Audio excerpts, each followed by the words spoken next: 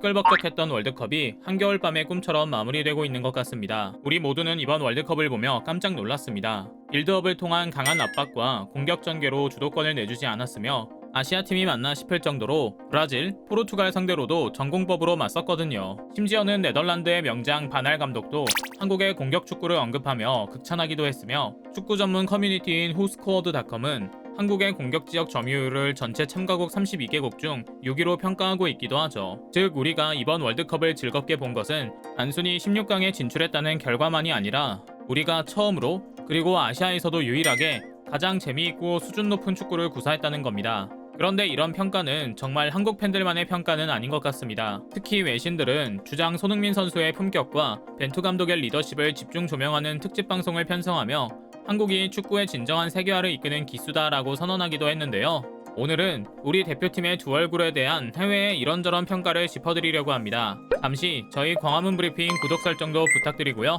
마지막 브라질과의 16강전이 종료되자 토트넘에서 손흥민의 교체 선수로 뛰고 있는 브라질 주전 에이스 선수 히샬리송이 취한 특별한 행동이 중계화면에 잡혀 전 세계적인 관심을 모았습니다. 그는 경기가 끝나자마자 승리를 자축하지 않고 곧바로 손흥민에게 달려갔고 놀라운 장면이 포착됐는데요. 손흥민과 포옹한 상황에서 그를 떼어내더니 그의 얼굴을 면밀히 살펴본 것이었죠. 팀 동료이자 손흥민 바라기인 히샬리송은 그 누구보다 소니의 상황을 잘 알고 있었기 때문에 경기에 있었던 충돌에 걱정했던 것이고요. 그런데 웬걸? 믹스드존에서 히샬리송은 더욱 충격적인 소식을 내놨다고 합니다. 바로 손흥민의 이적과 관련한 내용을 슬쩍 흘린 건데요. 그는 경기가 끝난 뒤 손흥민과 취한 행동에 대한 기자들의 질문에 대해 소니가 월드컵에 오기 위해 얼마나 열심히 싸우는지 나는 누구보다 잘 알고 있다. 또 그것이 손흥민이 영웅인 이유다. 그러나 그가 이번 겨울에도 나와 함께 뛰지 못할 수 있다는 것도 안다. 이미 수많은 구단에서 스카우트와 협상 전문가를 이곳에 보내 소니를 만나기 위해 대기하고 있다. 욕심 같아서는 그를 붙잡고 싶지만 아닐 수도 있다 라고요. 그런데 이런 그의 발언은 상당 부분 신뢰할 만한 소식인 것 같습니다. 월드컵이 폐막하지도 않은 요즘 벌써부터 손흥민 선수의 향방에 대한 구체적인 정보가 새어나오고 있거든요. 영국 현지 매체 풋볼 365는 해리 케인과 손흥민의 이적 소식을 집중 조명했는데요. 손흥민 선수가 EPL에서 8번째 시즌을 보내며 통산 100골을 만들어내기까지 단 4골만 남기고 있지만 어려울 것으로 예상된다는 내용을 보도한 건데요. 이어 손흥민이 최근 몇 달 동안 영국에서의 커리어 최초로 토트넘을 떠날 수도 있다는 이야기가 들리고 있고 최근에는 그와 레알 마드리드가 진지하게 접촉했다는 믿을만한 소식까지 전해지고 있다는 설명을 달기도 했죠. 이는 영국 매체만의 소식은 아닙니다. 스페인 프리메라 리가의 레알 마드리드만을 집중적으로 들고 파는 전문 매체인 데펜사 센트럴은 레알 마드리드가 공격진을 개편하기 위해 손흥민을 지켜보고 있다. 레알은 카타르 월드컵에서 포르투갈을 상대로 보여준 모습에 깊이 감명받았으며 현지에 손흥민을 지켜보기 위해 전담으로 파견한 스카우트와 구체적인 협의를 진행하고 있다. 레알은 손흥민을 매각하지 않겠다는 토트넘에게 거절하기 어려운 제안을 할 수 있는 팀이고 그동안 레알은 원하는 선수는 무조건 데려오는 역사가 있다라며 손흥민의 레알 마드리드 이적에 대한 이야기를 전했습니다. 이어 매체는 손흥민의 레알 마드리드 이적은 결국 손흥민 자신의 의지가 중요하다고도 전했는데요. 기자는 손흥민이 새로운 것을 시도하기를 얼마나 많이 바라는가에 달려있다. 손흥민은 이미 등장만으로도 한국 대표팀에 엄청난 희망과 용기를 불어넣었다. 그는 경기마다 각 팀의 레전드 선수들과 교류했고 심판, 상대팀과 한국 선수들 모두에게 비난하거나 욕심을 부리기보단 팀 전체의 승리를 이끄는 데 집중했다.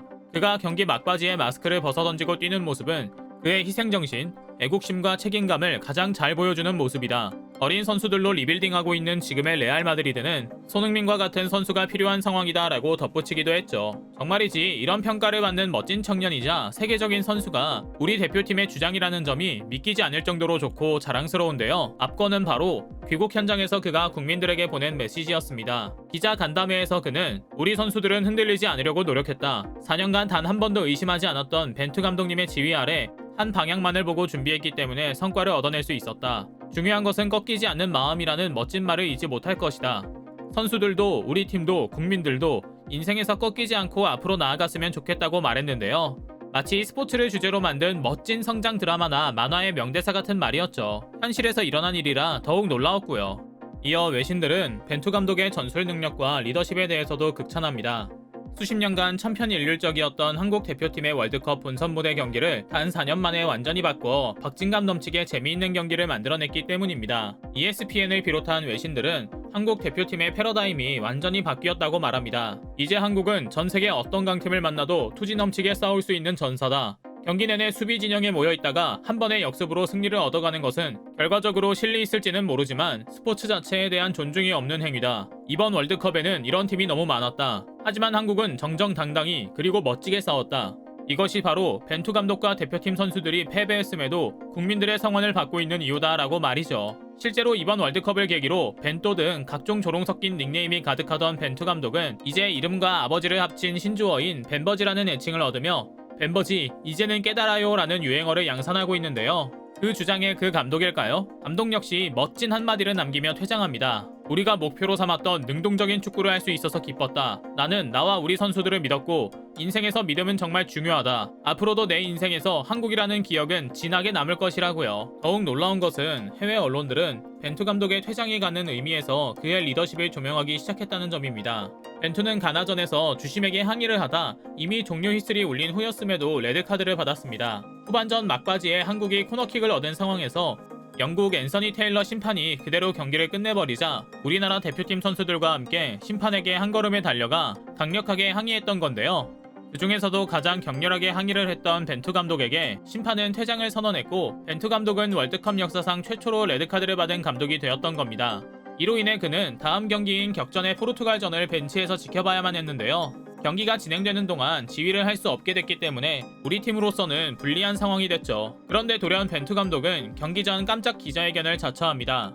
선수들과 국민들에 대해 자신의 잘못이라며 사과를 한 겁니다. 그러나 해외 언론들과 우리 국민들은 오히려 이런 그의 모습에 박수를 보냅니다. 특히 ESPN은 한 가지 새로운 해석까지 내놓습니다. 벤투 감독이 당시 가장 강력하게 항의하던 김영권 선수의 퇴장을 막기 위해 일부러 본인이 더 격렬하게 항의해 대신 레드카드를 받은 것 같다고 말입니다. 그런데 이어 취했던 벤투 감독의 행동을 보면 이런 해석이 맞는 것 같습니다. 그는 심판에게 항의하자마자 뒤돌아서서 선수들을 다독이고 다른 관계자들과 따뜻하게 인사를 나눴거든요. 특히 가나 감독과 코치진 하나하나와 정겹게 인사하는 모습은 전혀 감정을 조절하지 못하는 사람으로 보이지 않았고요.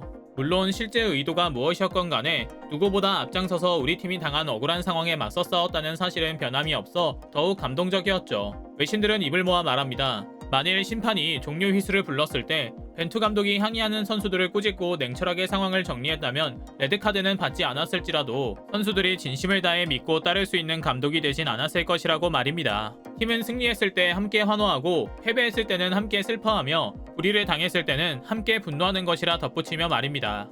이번 월드컵에서 우리 대표팀은 하나의 팀이었고 우리 국민들에게 지더라도 멋지게 한판 승부할 수 있는 자신감과 투지를 선사했습니다. 4년 후가 더 기대되는 이유입니다. 오늘 준비한 영상 여기까지입니다. 광화문 브리핑 구독, 좋아요 부탁드리고요. 오늘도 시청해주셔서 감사합니다.